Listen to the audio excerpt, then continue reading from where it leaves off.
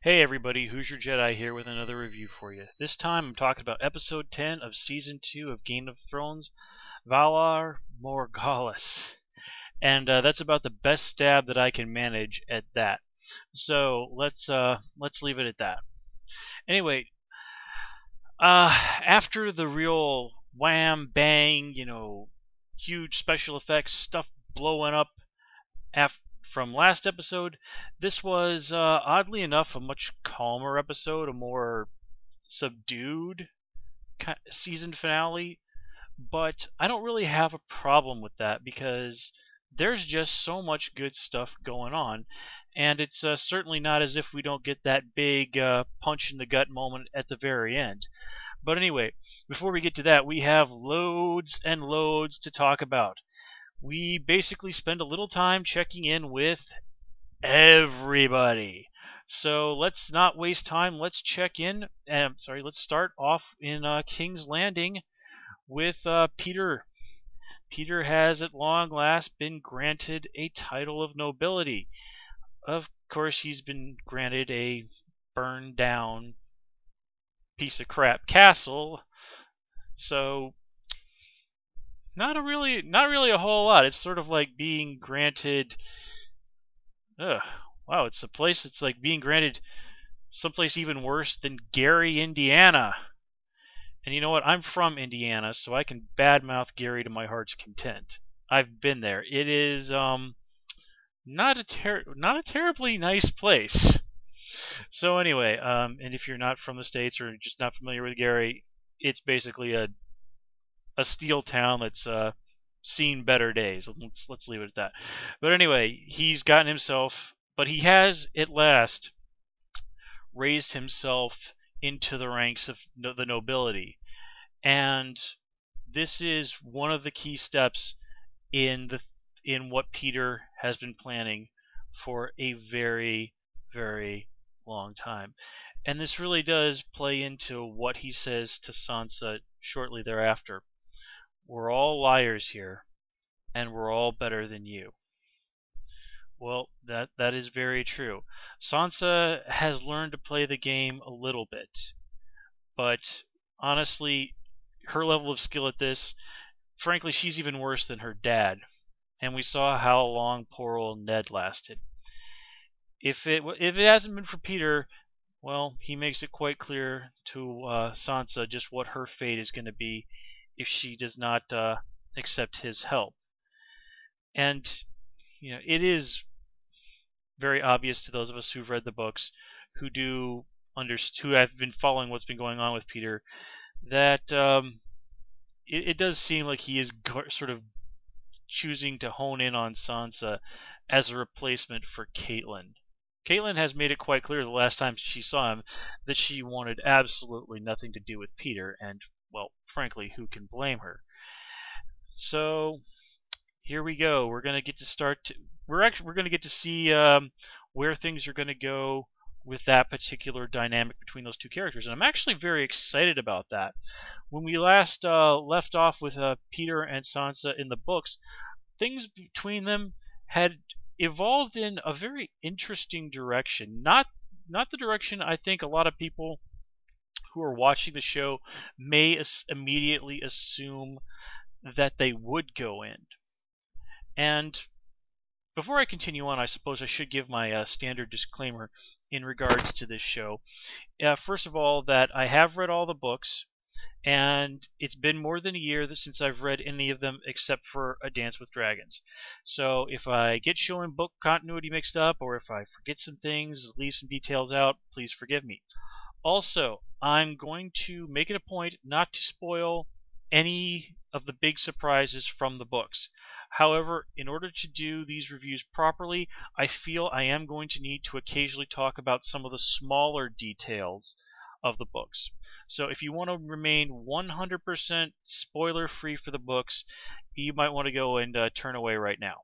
So anyway, with that said, where we left off with Sansa last time in the books, well, I don't want to spoil anything really here, but I liked how under Peter's influence she had become a much, much better liar.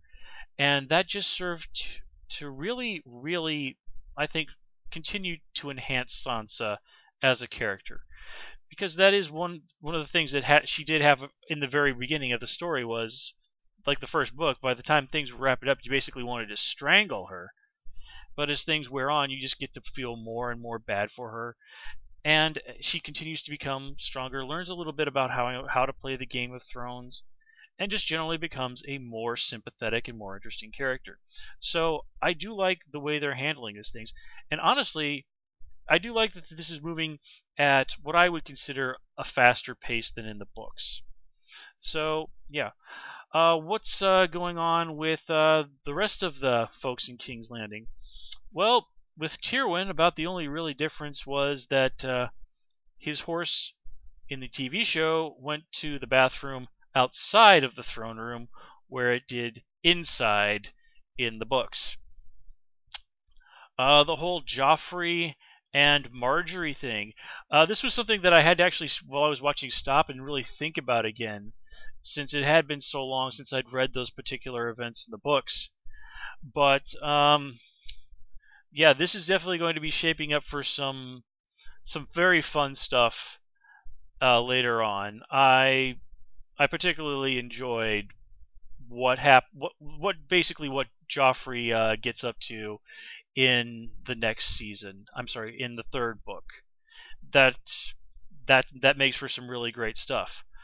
Of course, the question is, now that Sansa seems to be heading off with Peter, some very important events look like they may not happen. So, not to really get into it, that is going to impact what happens with Joffrey in the next book. So I'm really very curious as to see what's going to play out there. And I do think we will probably get to see more of Marjorie as a more prominent character, which I'm totally for. I didn't really think very much of Marjorie in the books. Here, like Roz, who I'll be talking about in a little while, she's really stepped up and become a bigger player in this grand scheme of things. Of course, Roz was not actually in the books, but again, I'll talk about her more later. So, points on the TV show for taking the opportunity to take another one of the female characters from the story and really, spiff her up, give her some extra time in the spotlight, and just make her a better and more interesting character in general. And since I brought up Roz, let's talk about her relationship. Well, her interaction with Varys. Now, as I just said a moment ago, Roz is not from the book. She is an original character to this show. And while I've certainly enjoyed Roz as a character, it wasn't really until this episode, that I started to take her seriously as someone who could have a real impact on the show. Before, she's mostly just been someone there for the characters to talk to so that they could dump a bunch of exposition on the audience. And, oh yes, there for, sex stuff. But here, with the endorsement, the recognition that she gets from Varys, you start to think that, Roz may really have what it takes to be one of the behind-the-scenes movers and shakers here. I mean, she's got ties to a lot of people. She's proven very adept at manipulating people. She's shown that she can think on her feet. And she certainly knows how to follow Cersei's advice when it comes to dealing with men. So, yeah, I'm very interested to see what's going to be happening with Roz and her relationship as an agent of Varys next season. I'm totally for giving her the spotlight, the storyline time that she's been getting, even if she is not from the books, because Roz is interesting. Roz is a good character. And as long as I'm getting things that are interesting, as long as I'm getting good characters, I don't mind the things being changed a little bit from the books, or being altered, or there being the odd new character here and there. I'm fine with that, as long as I'm getting a quality story and that the spirit of the story from the books is there, then I don't really mind the changes. I'm not one of those people who gets really fanatical about the little details, the little changes. Now, of course, season 2 has gone quite a bit further in its own direction than season 1 did, but really this was just inevitable. You start with the differences, you start them small, and it is just really inevitable that they're going to pile up, and that the show, just out of pure storytelling necessity, is going to need to go more and more in its own direction. But, and this is the critical stuff, that doesn't mean that the broad strokes, the things that are genuinely and truly important to the story, are not going to be there, and that we are not going to get to see them in ways that we will not enjoy. I know in this day and age of entertainment, the words "have a little faith" seem perhaps naive. I mean, it is very easy as a fan who has more than once been burned by Hollywood's take on stories that I love, to say that, to say have a little faith, to say trust the creators. But folks, as someone far wiser than me once said, do not mistake cynicism for wisdom. Sometimes you really do just need to have a little faith. Sometimes you do need to put a little bit of trust in people, especially people who have done you right before. And I gotta say, folks, I think that the folks who are making Game of Thrones have done right by me 100%. I'm not going to say that I've agreed with every little change or every little casting decision, but those sort of things are all just subjective. When I sit down and watch the show, I am watching one of the finest TV programs it has ever been my privilege to watch. I am watching a very good adaptation of one of the best stories that I have ever read. And any more than that, I really can't think of anything. I cannot really think of anything more to say than that. So that little tangent aside, let's continue on.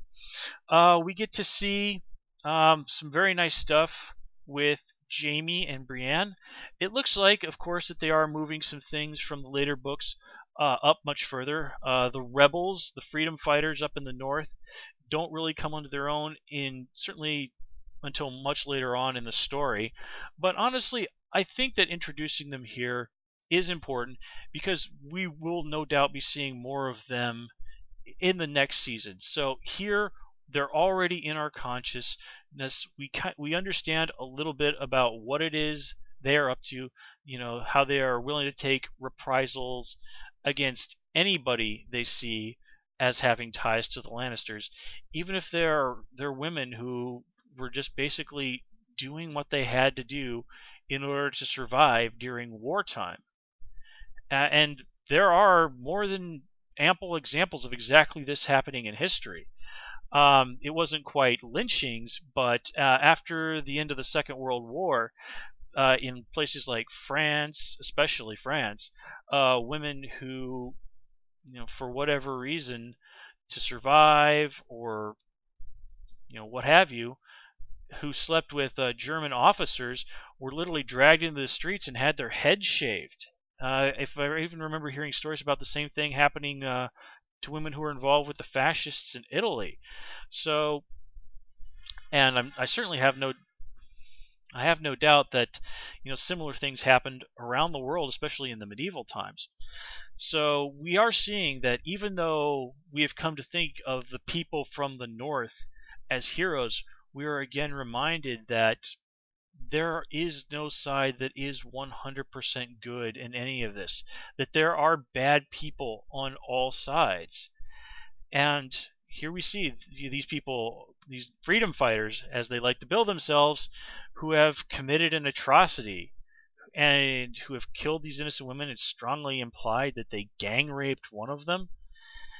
And of course, that is not going to sit too well with Brienne, and She again reminds us as to why you do not mess with Brienne.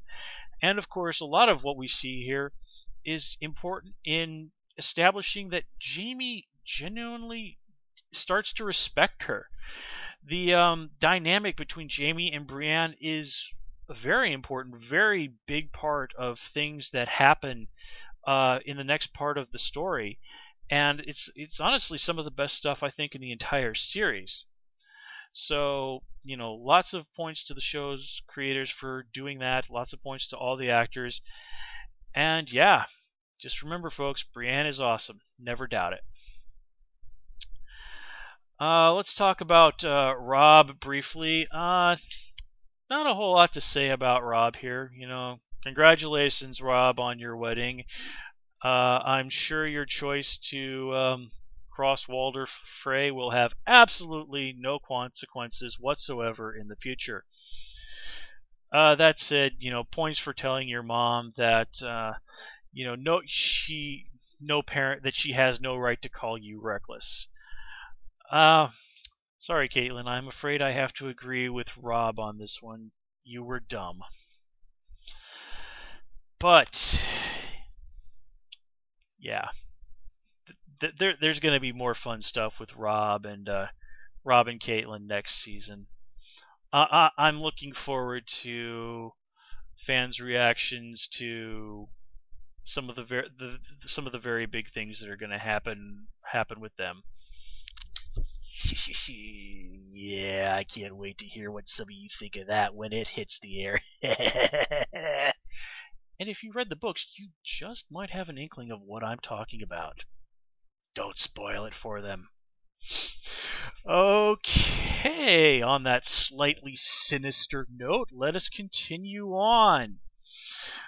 We'll save that. Let's hop on over to good old Winterfell and the long dark night of Theon Greyjoy. Now, the scene with him and Master Luwin, this is one where I have to say that I thought the book was quite a bit better than this. In the book, there is, of course, we are allowed to see into Theon's thought process in the book, and there he does give some genuinely serious consideration to the advice that Master Luwin gives him. You really want to say, like, look, Theon, for all you've done, I still like you, dude. Take this guy's advice. Walk out of this with some shred of honor left. Here, it seems like Theon is really just treating the idea that Luwin is giving him, which is really the best option he does have at the moment, and he's just treating it as a joke. It's sort of like if because I've been actually talking with somebody about Star Wars today, it says if after having helped kill Mace Windu, somebody went up to Anakin Skywalker and was like, yeah, Anakin, you don't have to walk into the Jedi Temple with all these with the 501st Stormtroopers, kill all those children and all your fellow Jedi. You can still turn back to the light side. And really, if somebody had done that, was Anakin? He was like, sorry, it's a little late for that. I mean, that really is basically what Theon says. It's too late for him. He really does sort of have to take this to the ultimate end. He can't turn back. And while it does give him the chance to make what, even his own men admit is a really, really good speech, it also just ends up being him getting to the head. So Theon does not get the easy way out. He does not get whatever redemption he might have found in fighting to the very end. Now, as for what happens with him in the future, I'm honestly not so sure if we're going to see things play out quite the way they did in the books. Theon, I don't really think mentally Theon is there yet, but there's still a lot of time left to go. So we'll see if things do play out that way. Let's see. Yes. Of course, we cannot talk about Game of Thrones without the obligatory "Wow, oh wow, is Tyrion awesome?" Well, sadly, Tyrion is not feeling so awesome here. We get the first look at what sort of scar he's going to be getting. Again, in the books, he really was messed up quite a bit. It's even stated that he lost a pretty good chunk of his nose. And as I said in my last review, we did not get the moment where he gets to look in a mirror and go, pretty, a la Jack Nicholson in the 1989 Batman movie. I really, really did want to see that. But anyway, we do, of course, get to see what I really do have to say, I think, is one of the strongest character moments we've seen from Tyrion in the series yet, where he tells Shae that in this city of liars and betrayers and terrible people, it is only here that he feels like he has any real worth. He has made it so that playing the Game of Thrones, getting stuff over on all these other people, even especially his members of his own family, are what he enjoys. It is what gives him purpose in life. Because without that, what is Tyrion? He is, quite literally and figuratively, without that, without the Game of Thrones, half a man. But even in all of that, he still has Shae's love. And to see that, and to genuinely feel that, was after that despair he was in when, for most of the episode, to have him have that moment, it really did give me a little bit of hope. Now, I know that Tyrion is in for more hard knocks. I don't think I'm spoiling anything by saying that. But whatever awaits him and Shae, we've already seen some pretty major changes to Shae, and it really wouldn't surprise me if those didn't continue. But whatever happens between those two, they did have that moment. And that whatever hardships await Tyrion in the future, and there are many, for now, he does have that moment where he knows, where he believes that he is genuinely and truly loved. And in the Game of Thrones world, as hard and terrible a place as that is, in some ways, a small miracle. Okay, so let's talk about Arya and Jaqen. Jaqen, of course, is the one that provides the almost unpronounceable to me words that I will not attempt to say again because I know I will just screw them up horribly. His conversation with Arya, his confirmation that he is indeed a faceless man, and his invitation to Arya to come to Braavos to perhaps take up the mantle of a faceless man. Now, all of this plays out quite differently in the book, but I have no problem with what we're looking at here. And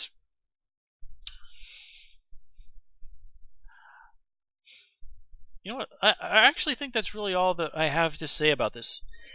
There really wasn't a huge amount going on character-wise with them, but in terms of plot, I mean, this is some very big stuff.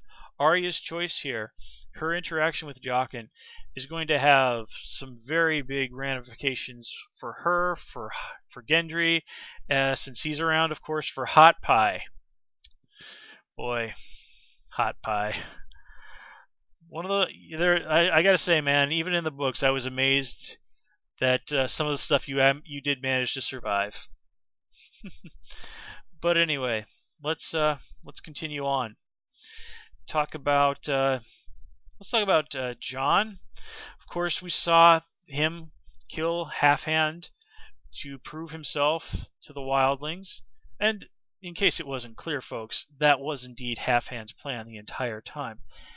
He knew that he was going to die, but by having Jon kill him, they are able to get Jon into a position where he can earn the King Beyond the Wall's trust and be in a position to gain information that the Night's Watch need if they are going to survive.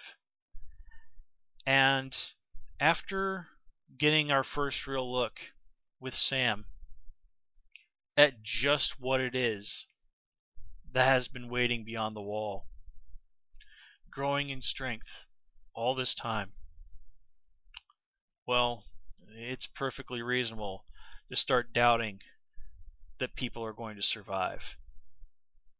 Winter is indeed coming. And I'm not talking about just snow or ice. I am talking about the cold, cold death, the cold of the grave. Winter is coming. It is coming for everyone. And it will not stop until there is no more summer ever again. But hey, let's talk about Dany. Or as I like to call it, this is Dany's Dungeons and Dragons game. Now seriously folks, I've played Dungeons and Dragons occasionally for more than 10 years. And what happens with Dany in this episode, it really does play out like a Dungeons and Dragons game. So let us look at her. We have good old Dany. So, in terms of Dungeons and Dragons, what would Dany be? Well, let's see. She has She has magical powers that come from the blood of dragons. You know, make of that what you will. She has a dragon as a familiar. Okay, yes, she calls them her babies. You know, whatever. We'll call them familiars. She does seem to have some magical ability. Now, granted, she does not cast spells or anything like that, but she has a magical immunity to fire, essentially, and she has extremely high charisma. Now, while not a perfect match, that more than, in my mind, meets the criteria for a Dungeons and Dragons sorcerer. So she goes into the House of the Undying, what you could quite easily quantify as a dungeon, with her friend, the fighter, and a barbarian. In case you didn't know, barbarian and fighter are also classes in D&D. And yes, the Dothraki quite easily qualify as barbarians. All right, so let's not get into that too much. I mean, realistically, look at Khal Drogo. Tell me that he doesn't remind you of Conan the Barbarian. Oh wait, the guy that plays him is also playing Conan the Barbarian. Anyway, nice scene with her and Khal Drogo and Rahago and blah blah blah blah. Let's get back to our Dungeons and Dragons game. So, of course, our three brave heroes are off to the tower of the evil warlock, who, upon their arrival, immediately uses illusion magic of some sort to separate people. And, of course, the spellcaster of the party, the sorceress, is seemingly the one who would be the most vulnerable. But Dany, well, Dany does have she's not exactly lacking in the intelligence department either, so she is able to come up with a plan that saves her by, in the grand D&D tradition, finding the weakness of the monster, or the bad guy in this case, and exploiting it in order to bring them down. Again, classic Dungeons and Dragons staple. So using that, in fact, by speaking in Draconic, again, another classic staple of Dungeons and Dragons, she is able to kill the evil warlock, and we all get to have a nice laugh at watching evil Charlie Brown burn alive. And following D&D tradition, once again, after a successful D&D adventure, after breaking into the dungeon and killing the main guy, it's time for the characters to get a whole bunch of loot. Of course, they do have to take a little side quest in order to throw X-Man and girl who says it is known number 2 into the vault to either suffocate or die of thirst. I was just extremely amused by the way X-Man was just babbling and essentially begging Dany. It's like, no, no, come on, I'm the king of Karth now. I can totally help you. Whenever I see something like that in a story, it just makes me want to roll my eyes and laugh because really, what else could Dany possibly say? Like, oh, so you both betrayed me before, but I can totally trust you now. Well, if you say so, sure. Now, I suppose you can get a little down on Dany for the fact that she did condemn two people to die in what is, undeniably a pretty horrible way. But Dany and people dying in pretty horrible ways are, on her orders, are, to be put blunt, far worse in the books. So, yeah. Anyway, and, oh, gee, yeah, let's consider that Dany has gained a level or two there. I almost forgot to talk about Osha and Bran and Rickon and Hodor. I really do think that we are, of course, going to get to see an expanded role for Osha in the next season. Now, granted, once this storyline kicks off in the book, she, of course, gets quite a bit more screen time. To kind of give you a little tiny spoiler, I did read a blog post by George R. R. Martin recently where he talked about the Reed possibility of us seeing the Reeds next season. It wasn't really clear whether or not that's going to happen. Frankly, I'm seriously hoping it does because the characters of the Reeds were two characters I genuinely liked, and I especially liked the sister's relationship with Bronn. She was just a really cool character who I liked quite a bit. And if they don't end up in the next season, then, well, for sure, we're going to be getting to see a lot more with Osha. I think they might have even been hinting at her role in things, because she has sort of mentioned and had conversations with Bronn about his dreams. So if we end up not getting to see the Reeds, then frankly, I can't really see any other choice but to give Osha a very, very expanded role in the events that play out with Bronn and Rickon's story. So let me see. Let's have a look real quick at my notes. Nope. That covers everything that I have to say about this episode. Overall, yeah, this was a fantastic season. We've had a few stumbles, a few things I didn't like, but overall, this is, as I've said, some of the finest television that I have ever seen, folks. And like you, I'm sure I cannot wait to see next season. But until then, please comment, rate, and subscribe. Of course, you can also follow me on Twitter. And until next time, take care and have a good one.